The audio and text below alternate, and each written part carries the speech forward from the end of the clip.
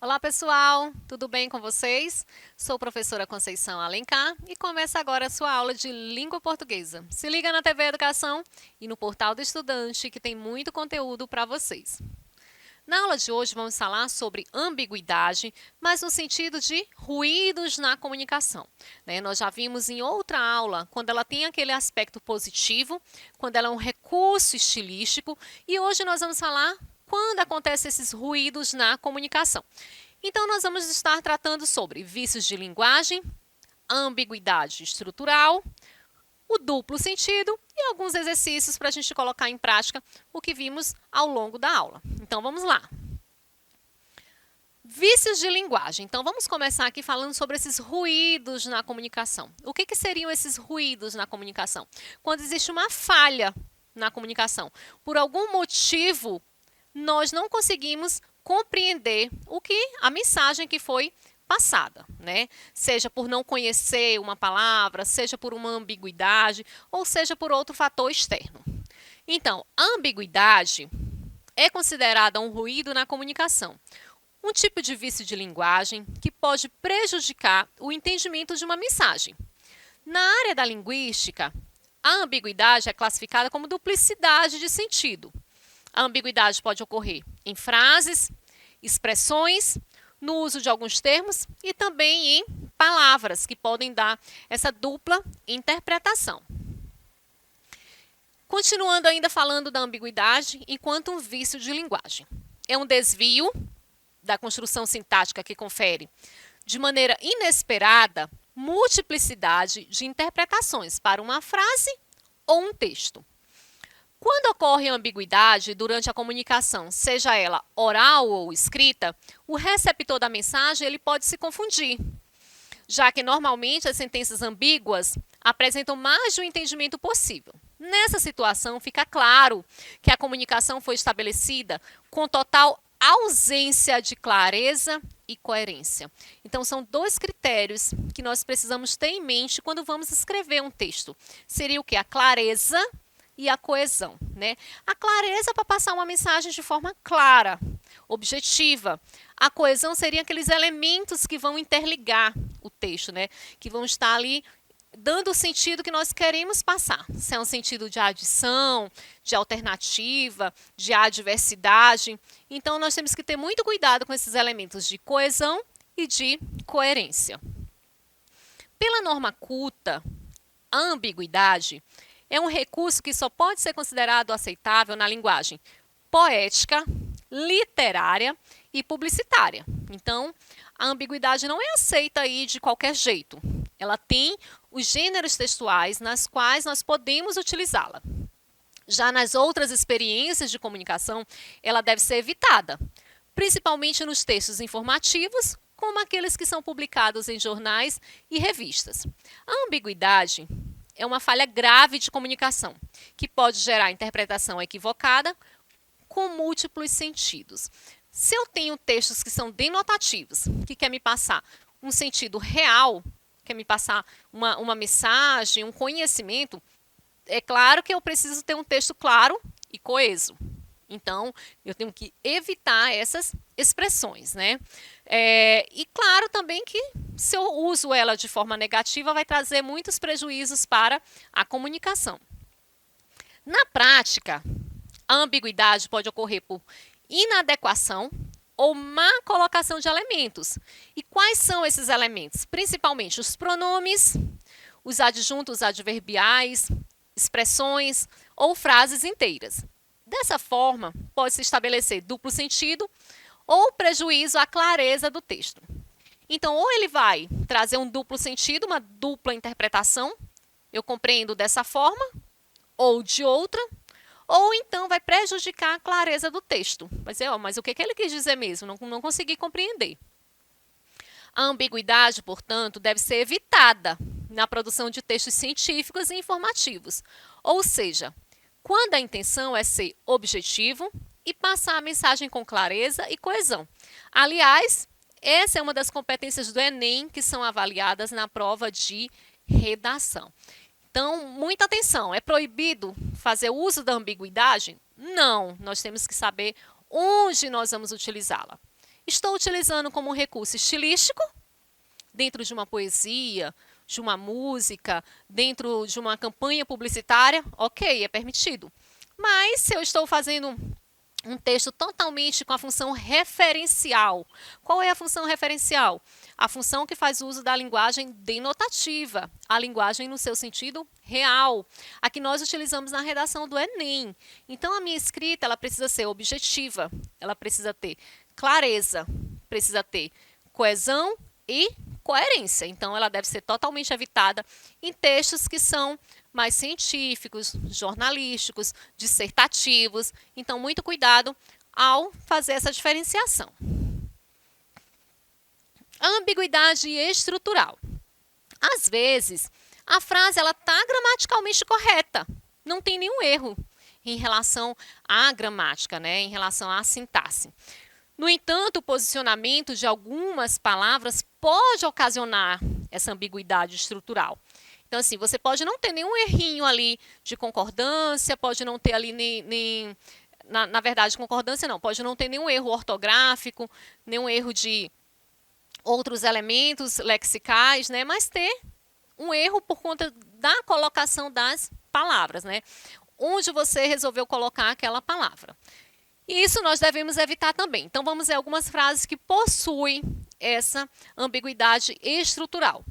Proibido entrar na loja de boné. É proibido entrar na loja utilizando o acessório, o boné, ou é proibido entrar na loja que vende boné? Nesse caso, nós temos uma ambiguidade estrutural. A moça viu o incêndio do prédio ao lado. Ela estava ao lado do prédio ou ela viu o prédio que estava do lado sofrendo um incêndio? Então, fica essa ambiguidade que também é estrutural. O policial prendeu o ladrão em sua casa. Na casa de quem?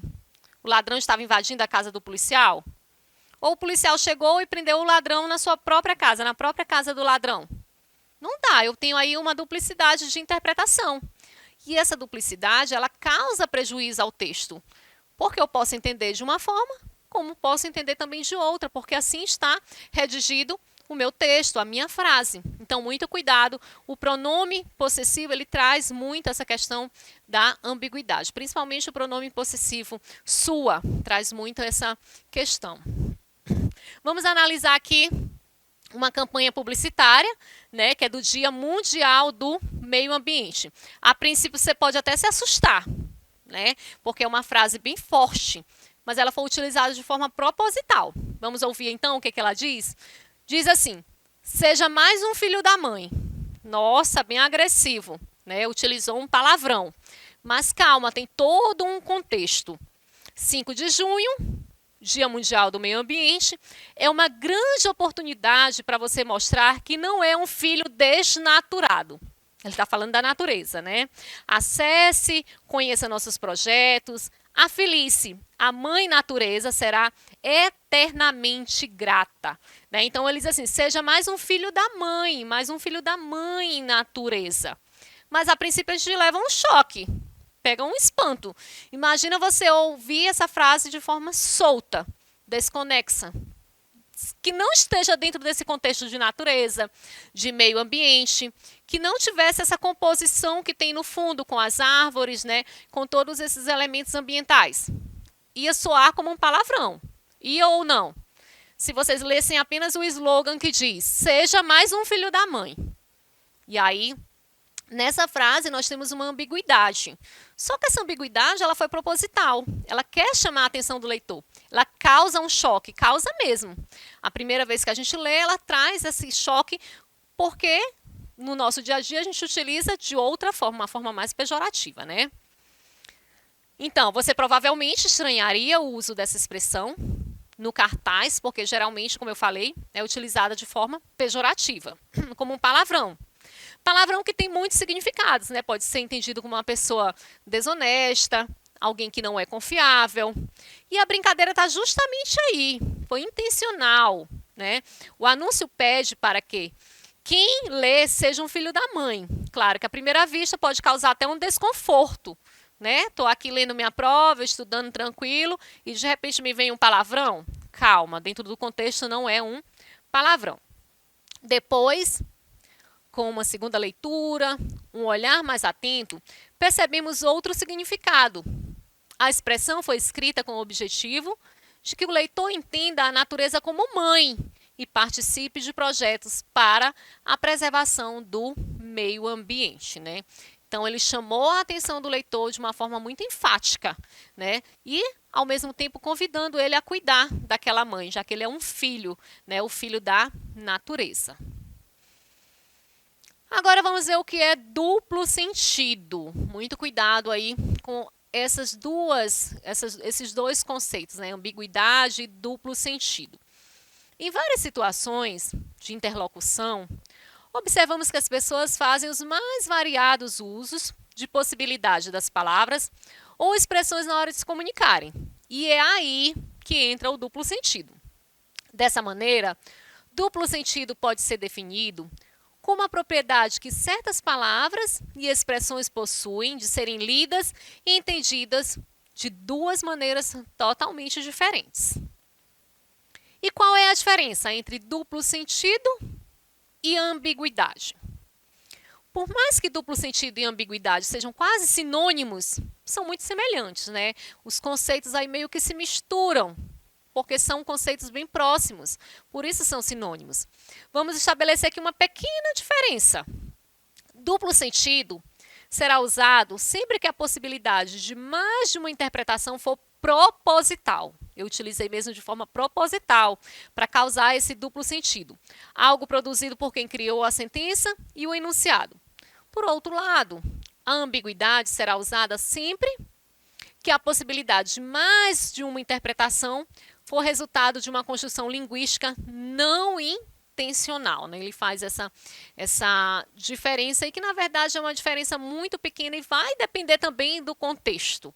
Vai depender muito do contexto, porque dentro das campanhas publicitárias, eles podem fazer uso da ambiguidade também, assim como no poema, nas músicas. Então, é só para a gente ter o cuidado de perceber quando ela é proposital e quando ela foi um erro, um vício de linguagem. Então, vamos ver aqui alguns exercícios para a gente tentar colocar aqui em prática o que a gente aprendeu sobre ambiguidade, quando ela é estrutural, quando ela é um vício de linguagem, a ambiguidade sintática.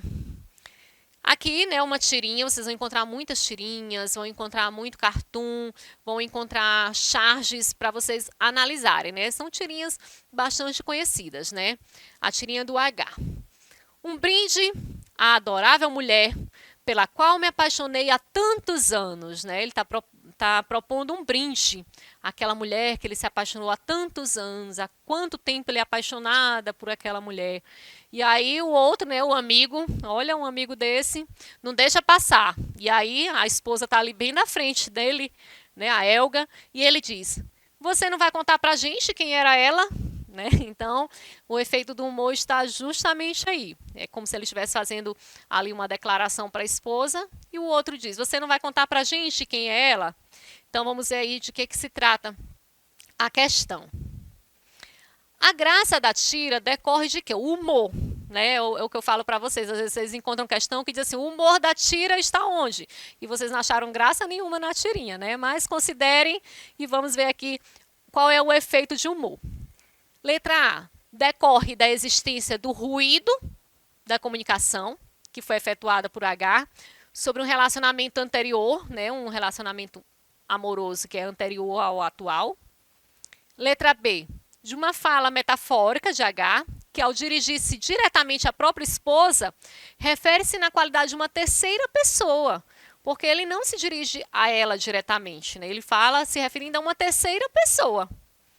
Letra C, da diferença do nível de linguagem que foi usada pelo emissor para se dirigir aos interlocutores, fato que fez sugerir a existência de duas mulheres.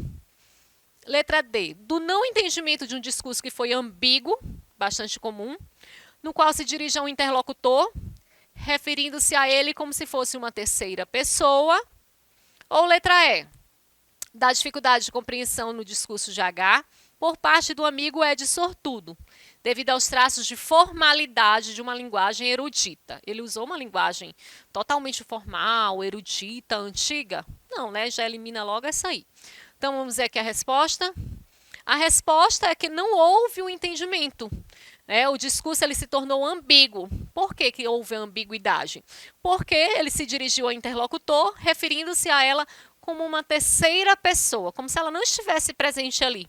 E aí, quando ele refere-se a ela em uma terceira pessoa, se ele tivesse se referido nós, no caso, né, ou você que estava bem ali próxima a ele, ficaria mais fácil desfazer essa ambiguidade.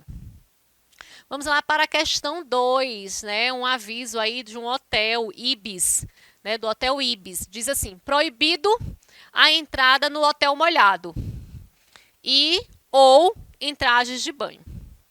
Olha só como soa estranho quando a gente ouve. Proibido a entrada no hotel molhado. Dá um duplo sentido aí, né? Um sentido aí negativo, uma interpretação que pode ser das duas formas. Vamos ver então o que pede o exercício. Observando o aviso acima, é possível constatar duas ocorrências linguísticas. Uma ligada à transgressão gramatical e outra transgressão semântica. Então, teve dois erros. Uma relacionada mesmo às normas gramaticais e outra que está relacionada ao sentido, né? Por conta de ter sido colocado de uma forma não convencional, teve um prejuízo de entendimento. Essas ocorrências são respectivamente de quê? Primeiro, ele disse para a gente que foi uma que está relacionada à transgressão gramatical. Então, houve um erro gramatical. E a outra, houve um erro de sentido. Então, vamos ver. Letra A. Então, teve um erro de concordância nominal e a ambiguidade. Letra B, concordância verbal e ambiguidade. E letra C, flexão de gênero e polissemia, vários significados. Letra D, ortografia e redundância. Ou letra E, regência verbal e léxico. E aí, conseguiram identificar? Sempre eliminem aquelas que vocês já sabem que não é e vocês vão ficar sempre entre duas ou três questões. Então, vamos lá para a resposta. Na verdade, houve um erro de concordância nominal e ambiguidade, né? É proibida a entrada no hotel, né? Se você estiver molhado, porque isso é proibido a entrada no hotel molhado. O hotel é que é molhado? O hotel está sempre molhado? Ou você não pode entrar no hotel se estiver molhado? Então, trouxe esse prejuízo de compreensão. E agora, a última questão de hoje, né? Nós temos aqui uma tirinha do Adão. Ele está segurando, em caso de emergência, vocês sabem, né? Vocês encontram esses avisos no ônibus, né? Avião, em algumas lojas, vocês encontram isso, né? Em caso de emergência, vai criar aí uma quebra de expectativa. Geralmente, o que a gente encontra? Em caso de emergência, quebre o vidro. É isso que a gente encontra, não é mesmo? Na janela do ônibus, na janela do avião, né? Nos shoppings, em algumas lojas, a gente encontra esse aviso. Em caso de emergência, quebre o vidro. E o que tem aqui nessa charge, né? Na verdade, uma charge. Em caso de emergência, quebre a cara. Então, vamos lá para a questão, né? A vida como ela é. Folha de São Paulo. Outra dica que eu dou sempre para vocês, observem a fonte. Né? No caso, as charges, elas são muito, ela tem esse cunho muito de crítica, né? Um cunho, às vezes, até político, né? Então, percebam que foi publicada onde? Um jornal. Então, já traz essa crítica, né? Já traz esse valor um pouco mais informativo. O efeito de humor que se obtém no cartoon decorre principalmente, letra A, da expressão facial do personagem.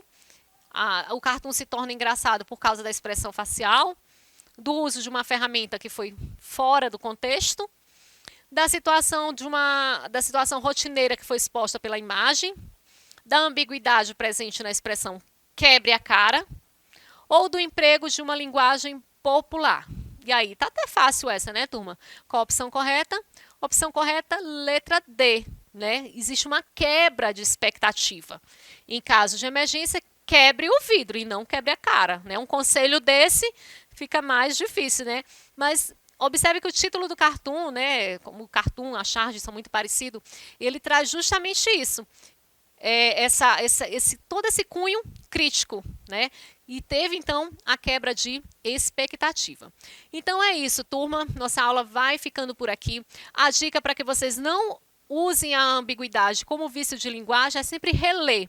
Produz o texto de vocês e façam a leitura, porque através da leitura vocês conseguem perceber se teve uma ambiguidade negativa ou não. Um grande abraço e até a próxima.